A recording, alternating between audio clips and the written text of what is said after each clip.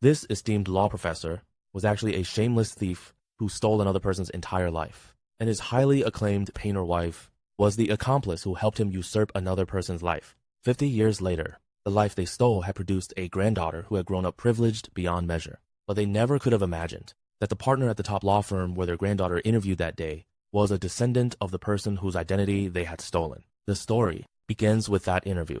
At that moment, law firm partner Sloan was coldly studying the impeccably qualified candidate sitting before her. Briella then delivered a bombshell that left everyone stunned. "You didn't get the job." Briella was stunned. She had graduated at the top of her law school class and won countless awards. Her grandfather was a renowned law professor, and her grandmother was a nationally celebrated painter. The word failure had never appeared in her life's dictionary. She immediately played the card of her illustrious family background and arrogantly challenged Sloan. "What is wrong with you? Do you even know who I am?" But Sloan remained unmoved and simply replied, "In this business, I care more about character and whether someone's background can stand up to scrutiny." Furious, Briella stormed out and slammed the door behind her, throwing over her shoulder, "Just you wait.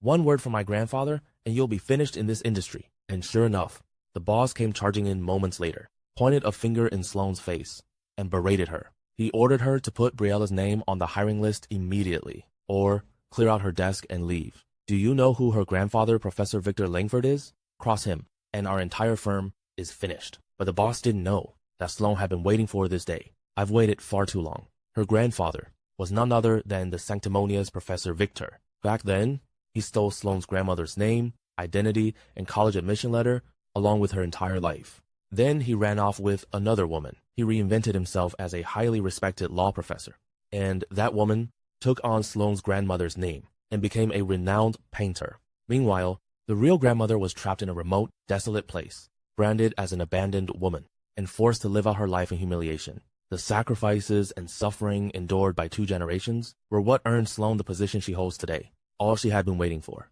was a chance to take revenge. Soon enough, the imposter grandmother called.